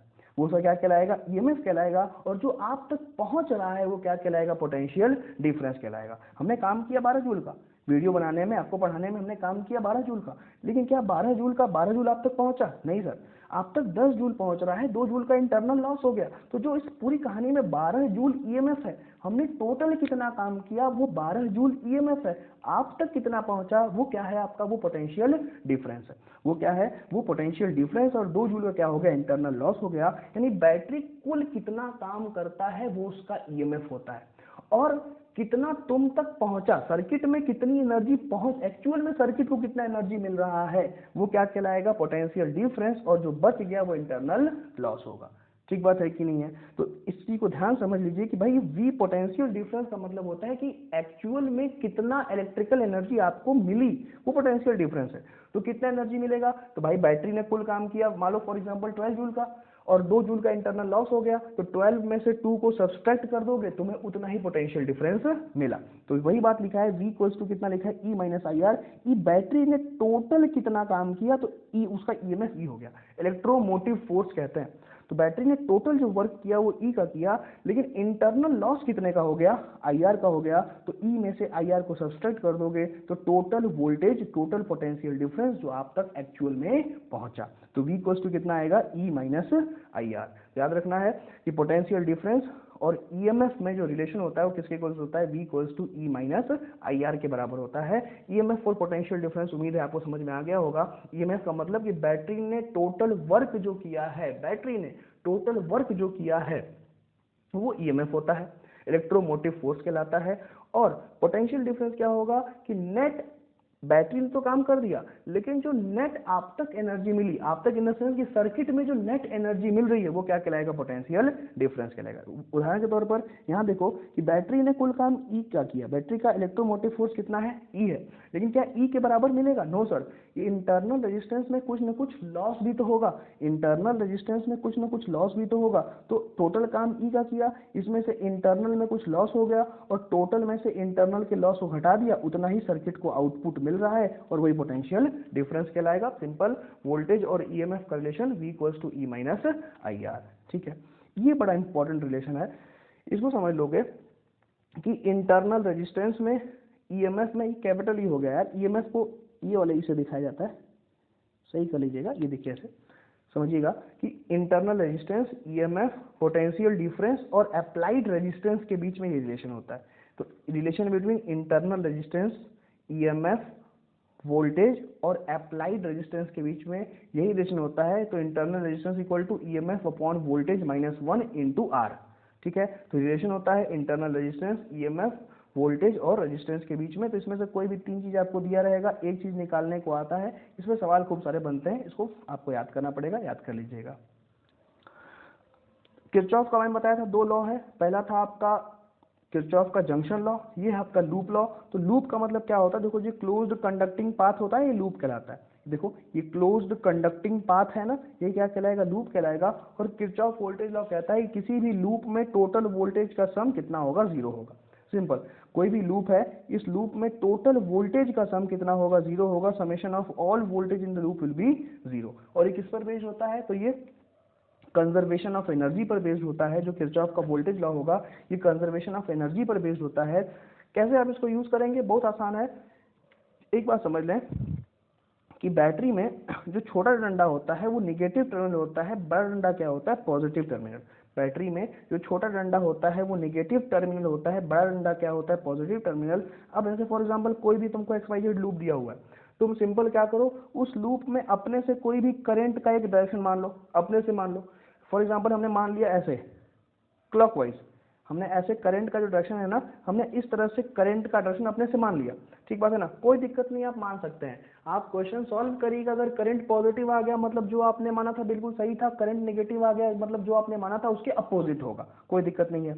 अब जो भी तुमने करंट का डायरेक्शन माना है, तो पहले जितने भी बैटरी हैं उस बैटरी या सेल में तुम प्लस माइनस लगा लो, बड़ा डंडा पॉजिटिव, छोटा डंडा नेगेटिव। उसके बाद रजिस्टर में जहां से करंट घुसेगा वो, फॉर एग्जांपल करंट यहां से घुसा, जहां से घुसेगा वो क्या होगा, पॉजिटिव, जहां से निकलेगा वो क्या होगा, नेगेटिव। फिर देखो यहां से घुसा, ये क्या हो गया, पॉजिटिव, ये क्या हो गया, नेगेटिव।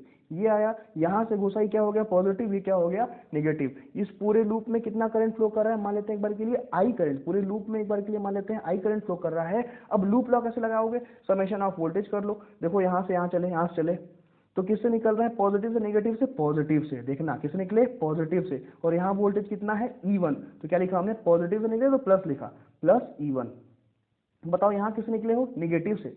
जिधर करंट घुसेगा वो पॉजिटिव, जहां से निकलेगा वो नेगेटिव, और जहां से तुम निकलोगे वही साइन यहाँ लगाओगे। याद रहे कि यहाँ से हम लोग नेगेटिव से निकले तो माइनस, यहाँ वोल्टेज कितना होगा, V बराबर I into R, I into R1, यानी माइनस I इंटू R1। यहाँ किससे निकले, प्लस से या माइनस से, माइनस से कितना करंट है I, तो वोल्टेज कितना होगा, माइनस I इंटू R2। ये किससे निकले, प्लस से या माइनस से, प्लस से, प्लस से, तो क्या लिखोगे, प्लस E2। ठीक है, और यहाँ किस निकले हो, माइनस से, तो minus I into R3 equals to 0। समझ रहे हैं ना। तो किरचॉफ वोल्टेज लॉ सिंपल क्या कहता है, किसी भी लूप में टोटल वोल्टेज का जो सम होगा वो इक्वल्स टू 0 होगा। किस पर बेस्ड है, तो कंजर्वेशन ऑफ एनर्जी पर बेस्ड है। ठीक बात है, आगे बढ़ते हैं। ये भी समझ लीजिए इंपॉर्टेंट होता है, कॉम्बिनेशन ऑफ सेल, कई सारे सेल को आपस में कंबाइन करने के लिए आएगा। यहाँ पर n सेल है जो कि अभी देखो सीरीज में, ये अभी इसमें सीरीज में जुड़ा हुआ है। पहले सबसे पहले जो हम लोग पढ़ रहे हैं, series combination of cell. Cell और बैटरी में डिफरेंस आपको क्लियर होगा कि जो वोल्टेज का इंडिविजुअल सोर्स होता है, जो वोल्टेज का इकलौता अकेला सोर्स होता है वो सेल होता है, और जब दो या दो से अधिक सेल को आपस में जोड़ देंगे तो क्या होता है, बैटरी बन जाता है। सेल और बैटरी में जो छोटा डंडा होता है वो निगेटिव टर्मिनल होता है, बड़ा वाला क्या होता है, पॉजिटिव टर्मिनल। निगेटिव टर्मिनल का मतलब लोअर पोटेंशियल, पॉजिटिव का मतलब हायर पोटेंशियल। ठीक बात है कि नहीं। करंट हमेशा सेल या बैटरी के पॉजिटिव से निगेटिव की तरफ फ्लो करता है। सारी जानकारी आपको होगी, सिंपल सिंपल सी बातें हैं। तो देखो सीरीज कॉम्बिनेशन है। अब यहाँ पर इन सभी को किसमें जोड़ा गया है, सीरीज में जोड़ा गया है। तो अगर हम देखो 1 2 3 4 n नंबर ऑफ सेल को आपस में सीरीज में जोड़ा गया, हम कह रहे हैं कि n नंबर ऑफ सेल को, जो n नंबर ऑफ सेल है, इस n नंबर ऑफ सेल जो यहाँ पे लगा हुआ है, अगर इसको हटा के एक सेल बस लगाया जाए, जो इस कॉम्बिनेशन में जो n नंबर ऑफ सेल लगाया गया है, इस n नंबर ऑफ सेल की जगह अगर सिर्फ और सिर्फ एक सेल लगाया जाए तो उसका ईएमएफ कितना हो गया, इक्विवेलेंट। और जो R1 R2 R3 R4 Rn तक लगाया गया है उसके प्लेस पर एक रजिस्टर लगाया गया, जो कि जिसको हमने क्या बोला, स्मॉल r इक्विवेलेंट। यानी कि n सेल को कंबाइन करके एक सेल बना रहा है। यानी जो effect n number of cell मिलके प्रोड्यूस कर रहा है वो एक सेल मिलके यहाँ प्रोड्यूस कर दे रहा है। देखो ई इक्विवेलेंट किसके बराबर होगा, ये सभी तो सीरीज में है, और थोड़ी देर पहले हमने आपको सीरीज में बताया था कि सीरीज में हर एक मतलब कि जो वोल्टेज अलग वोल्टेजेस होते हैं, अगर उन सभी वोल्टेज को हम सब लोग जोड़ दें तो हमको टोटल वोल्टेज मिल जाएगा। तो अगर आपके सेल्स जो हैं सीरीज में जुड़े हुए हैं तो इक्विवेलेंट ईएमएफ कितना होगा उनका, समेशन ई आई, यानी सभी को सिंपल जोड़ दो, E1 E2 E3 E4 E5 सबको सिंपली क्या कर दीजिए, आप ऐड कर दीजिए। ऐड कर देंगे तो वो क्या मिल जाएगा, इक्विवेलेंट ईएमएफ मिल जाएगा। और अगर आपको आर इक्विवेलेंट निकालना है तो ये सभी के सभी तो सीरीज में है, ये सभी के सभी सीरीज में है, और सीरीज का फॉर्मूला क्या होता है, R1 + R2 + R3। सभी को आपको क्या करना है, आपको ऐड कर देना है। तो अब आपको क्या मिल जाएगा, आपको R इक्विवेलेंट मिल जाएगा। यानी इक्विवेलेंट ईएमएफ किसके इक्वल होगा, अगर n number of cells series में जुड़े हुए हैं तो जो इक्विवेलेंट ईएमएफ होगा वो इक्विवेलेंट ईएमएफ समेशन EI के इक्वल होगा, और इक्विवेलेंट रेजिस्टेंस किसके इक्वल होगा, समेशन RI के, यानी कि R1 + R2 + R3 dot dot Rn के इक्वल होगा। करंट इक्वल्स टू क्या होगा भाई, इस सर्किट में कितना करंट फ्लो कर रहा है, तो करंट बराबर क्या होगा, करंट बराबर वोल्टेज अपॉन, समझना, करंट बराबर क्या होगा, वोल्टेज अपॉन रेजिस्टेंस। तो कितना वोल्टेज है भाई, तो यहाँ पे टोटल वोल्टेज ई के बराबर है, ई इक्विवेलेंट, और रेजिस्टेंस कितना होगा, आर प्लस आर इक्विवेलेंट। समझ में आ रहा है कि नहीं आ रहा है। यानी सिंपल है यार, अगर n number of cells series में जुड़े होंगे तो उस केस में उनका इक्विवेलेंट ईएमएफ सभी सेल्स के ईएमएफ के सम के बराबर होगा, और इक्विवेलेंट रेजिस्टेंस जो होगा, यानी जो इंटरनल, ये सब स्मॉल आर क्या है, ये इंटरनल रेजिस्टेंस है ना। देखो पहले वाले सेल का इंटरनल रेजिस्टेंस R1 है, दूसरे का इंटरनल रेजिस्टेंस R2 है, तीसरे का इंटरनल रेजिस्टेंस R3 है, चौथे का क्या है आपका R4 है। तो सभी इंटरनल रेजिस्टेंस सीरीज में है, सबको जोड़ देंगे तो आप क्या मिल जाएगा, आपको इक्विवेलेंट इंटरनल रेजिस्टेंस। इन सभी जितने भी सेल है ना, इन सभी सेल को जोड़ के एक सेल बना दिया तो सभी का इंटरनल रेजिस्टेंस जोड़ के एक बन जाएगा। क्लियर हो रहा है कि नहीं हो रहा है, समझिएगा। तो अगर n सेल को आपस में सीरीज में कंबाइन करोगे तो इक्विवेलेंट ईएमएफ सभी ईएमएफ के सम के बराबर होगा, और इक्विवेलेंट रेजिस्टेंस सभी रेजिस्टेंसेस के सम के बराबर होगा। करंट इक्वल्स टू कितना हो जाएगा, E equivalent upon R plus R equivalent. सही बात है, आगे बढ़ते हैं। पैरेलल कॉम्बिनेशन का फॉर्मूला याद रखिएगा। पैरेलल कॉम्बिनेशन के केस में क्या होगा, देखो कई सारे सेल आपस में पैरेलल में जुड़े हुए हैं, E1 E2 से लेके En तक। अगर n number of cells parallel में जुड़े हुए हैं तो ये सभी सेल पैरेलल में मिल के जितना इफेक्ट प्रोड्यूस कर रहे हैं, अगर उतना ही इफेक्ट इकलौता उतना ही इफेक्ट इकलौता एक सेल प्रोड्यूस कर दे तो वो इक्विवेलेंट कहलाएगा, है कि नहीं है। ये सभी के सभी सेल मिल के जितना इफेक्ट प्रोड्यूस कर रहे हैं, अगर वो वही इफेक्ट इकलौता एक सेल प्रोड्यूस कर दे तो वही क्या कहलाएगा, इक्विवेलेंट कहलाएगा। और इन सभी के रेजिस्टेंस के बराबर R1 R2 Rn जो लगा हुआ है, n सेल का रेजिस्टेंस Rn है, तो R1 R2 Rn इन सभी के इंटरनल रेजिस्टेंस के बराबर एक रेजिस्टेंस कितना हो गया, R इक्विवेलेंट। सिंपल हम क्या कर रहे हैं कि जितने भी सेल जुड़े हुए हैं उन सभी के सभी सेल का, उन सभी के सेल के बराबर का इफेक्ट प्रोड्यूस करने वाला एक सेल लगा दिए, उसका ईएमएफ इक्विवेलेंट हो गया, उसका इंटरनल रेजिस्टेंस आर इक्विवेलेंट हो गया। तो ई इक्विवेलेंट का फॉर्मूला क्या होता है, summation EI upon RI upon summation 1 upon RI। ठीक बात है कि नहीं है। इसको लास्ट वाले स्लाइड में आपको एक क्वेश्चन के माध्यम से भी समझाने का प्रयास करेंगे। तो ई इक्विवेलेंट कितना होगा, summation EI upon RI upon summation 1 upon RI, और आर इक्विवेलेंट किसके इक्वल होता है, 1 अपॉन समेशन 1 अपॉन RI। ठीक बात है कि नहीं। अरे इसका मतलब नहीं समझ पाए आप, समेशन EI बाई RI, मान लो यार कि, चलिए सीधे लास्ट स्लाइड में चलते हैं, पहले फिर बात करते हैं। देखो जैसे मान लो दो सेल जुड़ा हुआ है, एक है E1 एक है E2, ये है E1 ये है E2, इसका इंटरनल रेजिस्टेंस है R1 ये है R2, दोनों पैरेलल में जुड़ा हुआ है। तो इन दोनों जो पैरेलल में सेल्स जुड़े हुए हैं, अगर हम इन दोनों के बराबर इफेक्ट प्रोड्यूस करने वाला एक सेल बनाएं तो उसका इक्विवेलेंट ईएमएफ कितना होगा, summation EI upon RI upon summation 1 upon RI। तो आप देख लो EI RI मतलब क्या हो गया, E1 अपॉन R1, अरे पहले का EMF E1 दूसरे का कितना हो R1, ये तो समेशन है, तो दूसरे का क्या होगा E2 upon R2 upon 1 upon RI का मतलब क्या हो गया 1 upon R1 plus 1 upon R2। Simple कि सर ये जो EMF आ रहा है ये EMF उस सेल का है जो इन दोनों सेल जितना इफेक्ट प्रोड्यूस कर रहे हैं उनके बराबर ही इफेक्ट वो भी सेल प्रोड्यूस करेगा। समझ में आ रहा है कि नहीं आ रहा है, यानी ये दोनों सेल जितना इफेक्ट प्रोड्यूस कर रहे हैं उसी के बराबर प्रोड्यूस करने वाला इफेक्ट प्रोड्यूस करने वाला अगर एक सेल आप बनाएंगे तो उसका ईएमएफ इतना होगा। EI RI का मतलब समझाने के लिए हम सीधे आपको लास्ट स्लाइड पे लेके आए हैं कि EI RI का मतलब क्या हो गया कि E1 upon R1 plus E2 upon R2। अरे तीन सेल होगा तो क्या लिखते हैं यार, E1 upon R1 plus E2 upon R2 plus E3 upon R3 upon summation 1 upon RI, मतलब क्या लिखते हैं 1 upon R1 plus 1 upon R2 plus 1 upon R3। इसको लिख के इसको जोड़ देते तो आपको इक्विवेलेंट ईएमएफ मिल जाता। समझ में आया कि नहीं आया, पीछे आते हैं फिर। पैरेलल कॉम्बिनेशन हो गया। व्हीट स्टोन ब्रिज एकदम सिंपल है। व्हीट स्टोन ब्रिज का मतलब क्या है कि कभी भी अगर आपको 5 रेजिस्टेंसेस का गुच्छा दिखे, अभी आप सर्किट थ्योरी का सवाल करने गए और आपको 5 रेजिस्टेंस का गुच्छा दिखे, तो जब कभी भी आपको 5 रेजिस्टेंस का गुच्छा दिखेगा सबसे पहले आपके दिमाग में अगर कोई बात स्ट्राइक करनी चाहिए तो वो व्हीट स्टोन ब्रिज स्ट्राइक करनी चाहिए। जरूरी नहीं है कि व्हीट स्टोन ब्रिज ही हो वो, पर मैक्सिमम चांसेस होता है कि वो व्हीट स्टोन ब्रिज ही रहे। ठीक है, जरूरी है कि हर सवाल अगर कभी भी आपको 5 रेजिस्टेंस का गुच्छा दिखा तो वो व्हीट स्टोन ब्रिज हो, 100% श्योरिटी नहीं है, पर maximum time Wheatstone bridge ही होता है।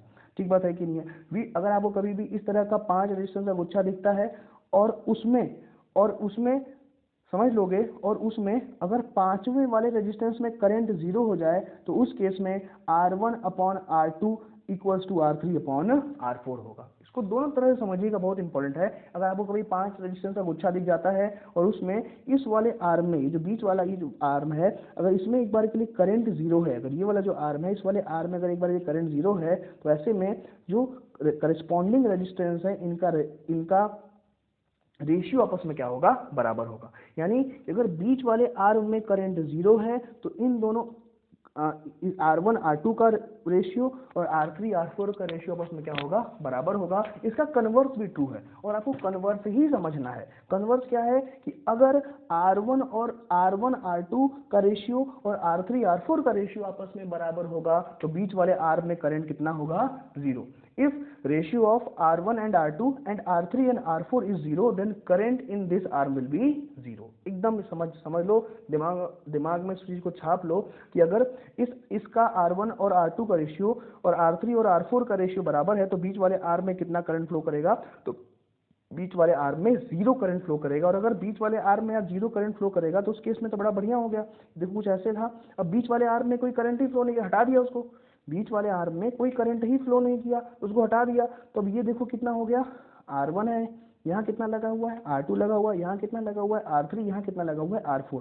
अब इस केस में R1 R2 किसमें आ गया, सीरीज में, R3 R4 किसमें आ गया, पैरेलल में। तो मतलब कि अब यहाँ पे जोड़ेंगे तो क्या लिखेंगे, R1 प्लस R2, और यहाँ पे क्या लिखेंगे, R3 प्लस R4। अब ये और ये आपस में किसमें आ गया, पैरेलल में। दोनों को रेसिप्रोकल करके जोड़ दोगे तो हमको इक्विवेलेंट रेजिस्टेंस मिल जाएगा। तो दो बात यहाँ से आपको समझनी है। पहली बात, दोनों तरह से सवाल बन सकते हैं, ऐसा नहीं है। पहली बात समझनी है कि अगर 5 रेजिस्टेंस का हमको गुच्छा मिले तो सबसे पहले व्हीट स्टोन ब्रिज का ख्याल लेके आएंगे। कुछ इस प्रकार से व्हीट स्टोन ब्रिज का सेटअप आपको मिलेगा। अगर इस व्हीट स्टोन ब्रिज में अगर ऐसा आपको फिगर मिल रहा है और कुछ इस तरह से अरेंजमेंट हो जाए कि बीच वाले आर्म में करंट 0 हो जाएगा, तो इस केस में R1 R2 का रेशियो और R3 R4 का रेशियो बराबर होगा। इसका कन्वर्स भी याद रखना है कि अगर कन्वर्स ज्यादा इंपॉर्टेंट है, अगर R1 R2 का रेशियो और R3 R4 का रेशियो आपस में बराबर होगा तो बीच वाले आर्म में करंट कितना होगा, 0। और अगर इस वाले आर्म में करंट आपका 0 हो गया तो R1 R2 सीरीज में आ जाएगा, R3 R4 सीरीज में आ जाएगा, R1 R2 को सीरीज में जोड़ दो, R3 R4 को भी सीरीज में जोड़ दो, दोनों एक दूसरे के पैरेलल में आ जाएगा, सॉल्व कर देंगे, आंसर आ जाएगा। सही बात है, आगे बढ़े। व्हीट स्टोन ब्रिज पे ही। अच्छा, ये जो कंडीशन है वो कहते हैं balanced wheat stone bridge condition. ये क्या है? बैलेंस्ड व्हीट स्टोन ब्रिज, मतलब कि अगर इस वाले R1 और R2 का रेशियो और R3 और R4 का रेशियो सेम होगा तो इस वाले R में करंट जीरो होगा। ये balanced condition for wheat stone bridge कहलाएगा, या उसको बैलेंस्ड व्हीट स्टोन ब्रिज भी कहेंगे। ठीक है, व्हीट स्टोन ब्रिज के प्रिंसिपल पे एक बड़ा इंपॉर्टेंट डिवाइस काम करता है, उसको बोलते हैं मीटर ब्रिज। जो मीटर ब्रिज है, ये मीटर ब्रिज एक ऐसा डिवाइस होता है जो व्हीट स्टोन ब्रिज के प्रिंसिपल पे काम करता है, और इसके मदद से हम लोग अननोन रेजिस्टेंस को फाइंड कर सकते हैं।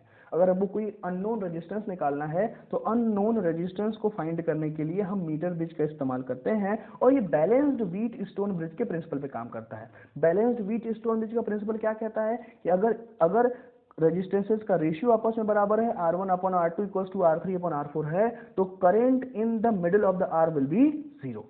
ठीक बात है कि नहीं? अच्छा, मीटर ब्रिज में क्या है? देखो, ये मीटर स्केल होती है जो 100 सेंटीमीटर की होती है। ये मीटर स्केल होती है जो कि 100 सेंटीमीटर की होती है। बाकी यहाँ पे कैसे मेटेलिक स्टेप होगी, यहाँ पे बीच ये मेटेलिक स्टेप होगी, ये भी मेटेलिक स्टेप होगी, बीच में यहाँ पे गैप होगा, यहाँ पे गैप होगा। इस वाले गैप में रेजिस्टेंस बॉक्स लगाया। आप लैब में गए होंगे, आपने देखा होगा कि रेजिस्टेंस बॉक्स है। इस रेजिस्टेंस बॉक्स की मदद से सर्किट में रेजिस्टेंस लगाया जाता है। तो यहाँ पर रेजिस्टेंस बॉक्स लगेगा, और ये R वो अननोन रेजिस्टेंस है जिसको हमको कैलकुलेट करना है। ठीक है ना? और इस वाले पॉइंट से एक जॉकी बोलते हैं, आपने पढ़ा होगा, देखा होगा कि पेन जैसा होता है, इसके पीछे तार बंधा होता है, उसी जॉकी जुड़ा होता है, और बीच में एक गैल्वेनोमीटर लगा हुआ है। ये तार है, इसमें यहाँ गैल्वेनोमीटर लगा हुआ है, और साथ में एक पेन जैसा आपको मिलेगा, जॉयस्टिक पेन जैसा आपको मिलेगा, जिसको जॉकी कहेंगे। वो जो जॉकी होगा, वो जॉकी को इस वाले वायर पे मूव किया जाता है। जब उस जॉकी को इस वाले वायर पे मूव करेंगे तो एक पर्टिकुलर ऐसा कंडीशन आता है जिस कंडीशन पर गैल्वेनोमीटर का रीडिंग जीरो हो जाएगा, और जैसे ही गैल्वेनोमीटर का रीडिंग जीरो होगा, मतलब इस वाले आर्म में कोई करंट फ्लो नहीं कर रहा है, और अगर इस वाले आर्म में कोई करंट फ्लो नहीं कर रहा है, इसका मतलब ये क्या बन गया? ये बैलेंस्ड व्हीट स्टोन ब्रिज बन गया। अगर इस वाले आर्म में करंट फ्लो नहीं कर रहा है, मतलब कि इसका और इसका रेशियो किसके बराबर होगा? इसके और इस वाले पोर्शन के रेशियो के बराबर होगा। थोड़ा समझना यार, यहां से लेके यहां तक का लेंथ मिल रहा है तुमको ना, देखो यहां से यहां तक का लेंथ मिल रहा है, इधर आपको यहां से लेके यहां तक का लेंथ मिल रहा है। तो मतलब कि अगर यहां पे इस वाले पॉइंट पर बैलेंस पॉइंट आया, इस वाले पॉइंट पर अगर बैलेंस पॉइंट आया, तो इसका मतलब कि आपको वायर का इतना भाग मिला, और हम मान लेते हैं कि इस वायर का रेजिस्टेंस कितना है? लैम्डा ओम पर मीटर। रेजिस्टेंस कितना है? लैम्डा ओम पर मीटर। तो अगर ये वाला लेंथ L1 है तो बचा हुआ कितना हो जाएगा? 100 माइनस L1। तो अगर यूनिट लेंथ का रेजिस्टेंस L1 है, सॉरी हाँ, यूनिट लेंथ का रेजिस्टेंस अगर लैम्डा है, माफ करें, अगर यूनिट लेंथ का रेजिस्टेंस लैम्डा है तो L1 लेंथ का कितना होगा? तो L1 लेंथ का रेजिस्टेंस होगा लैम्डा इंटू L1। और 100 माइनस L1 का कितना होगा? तो 100, देखो यहाँ लिख देते हैं, 100 माइनस L1 इंटू लैम्डा। यानी ये जो आपका पोर्शन है, ये जो आपका पोर्शन है, ये जो समझिएगा, ये जो आपका पोर्शन है, इस वाले पोर्शन का रेजिस्टेंस कितना आ गया? लैम्डा इंटू L1 आ गया। इसका कितना आ गया? 100 माइनस L1 इंटू लैम्डा आ गया। इसका मतलब क्या हुआ? इसका मतलब ये हुआ कि सर हमने क्या किया, जॉकी को इसमें आगे पीछे मूव कराया, तो एक ऐसा कंडीशन आया कि जॉकी का रीडिंग कितना हो गया? जीरो हो गया। जिस पॉइंट पर जॉकी का रीडिंग जीरो होता है उसको नल पॉइंट बोलते हैं। क्या बोलते हैं? नल पॉइंट बोलते हैं। अब ये लेंथ L1 हो गया, इसका कुछ ना कुछ अपना रेजिस्टेंस हो गया, ये 100 माइनस L1 हो गया, इसका कुछ ना कुछ अपना रेजिस्टेंस होगा। क्योंकि इस वाले पोर्शन में करंट जीरो हो गया, तो यही क्या बन गया? बैलेंस्ड व्हीट स्टोन ब्रिज बन गया। अब यहाँ पे कैसे देखो, फिगर देखो, यहाँ पे देखो R1 एक हो गया, ये कितना हो गया? इस वाले पोर्शन का लैम्डा L1। अरे भाई, ये देखो L1 लेंथ है, यूनिट लेंथ का लैम्डा, तो L1 लेंथ का लैम्डा L1। ठीक है, और ये रेजिस्टेंस बॉक्स हो गया, और इसका कितना हो गया भाई? कितना लेंथ है ये? 100 माइनस L1, तो कितना हो जाएगा? Lambda into 100 minus L1। यानी कि ये एक बैलेंस्ड व्हीट स्टोन ब्रिज बन गया। तो अब गैल्वेनोमीटर वाले में तो करंट जीरो हो गया, नल पॉइंट हमको मिल गया है। तो अब R और RB सीरीज में, लैम्डा L1 और लैम्डा 100 माइनस L1 किसमें आ जाएगा? सीरीज में। पर उसको आपको करने की कोई आवश्यकता नहीं है, आप बैलेंस्ड व्हीट स्टोन ब्रिज का कंडीशन लगाइए। क्या होता है condition balance wheat stone bridge का? कि रेजिस्टेंसेस के रेशियो आपस में क्या होते हैं? इक्वल होते हैं। तो R upon lambda L1 equals to RB upon lambda 100 minus L1। Confuse मत करना, कंफ्यूज मत करना। यहाँ पे देख लो एक बार फिर से, हम अगर इसको ऐसे लिख देंगे, लिख देते हैं R1 upon R2 equals to R3 upon R4 या फिर हम इसको ऐसे लिख सकते थे R1 upon R3 equals to R2 upon R4। क्या दिक्कत है? कोई दिक्कत नहीं है ना। अरे भाई R3 को नीचे ला दो, R2 को ऊपर ला दो, ये में बन जाएगा। यानी कोई भी एक पकड़ लो, कोई एक याद करिए, दोनों अलग अलग याद मत करिए कि या तो इसका और इसका रेशियो और इसका और इसका रेशियो बराबर होगा, या फिर इसका और इसका रेशियो और इसका और इसका रेशियो क्या होगा, आपस में बराबर होगा। सही बात है कि नहीं? तो वही तो लगा दिया यहाँ पे, देखो कि sir R upon lambda L1 equals to R B upon lambda into 100 minus L1, lambda से लैम्डा कैंसिल हो जाएगा और R इक्वल्स टू ये फॉर्मूला मिल जाएगा। RB क्या है? रेजिस्टेंस बॉक्स की रीडिंग। L1 क्या है? L1 वो लेंथ है, L1 ये लेंथ L1 है और ये लेंथ क्या आपका 100 माइनस L1 है। इसको पुट कर दोगे और ये क्या मिल जाएगा आपका, यहाँ पे आपका रेजिस्टेंस मिल जाएगा। तो इस तरह से ये हमने आपको समझा दिया, ये अब क्लियर हो गया होगा आपको। इस तरह से करंट का कंप्लीट रिवीजन हो गया। क्वेश्चंस आप करिएगा, वीडियो को देखिएगा, रिवीजन पॉइंट्स बनाइएगा, रिवीजन पॉइंट्स को बना के बार बार इसको रिवाइज करिए, जहां ना समझ में आए बैक करके देखिएगा, आपको फायदा होगा। अगले वीडियो में मिलेंगे, तब तक के लिए बाय बाय।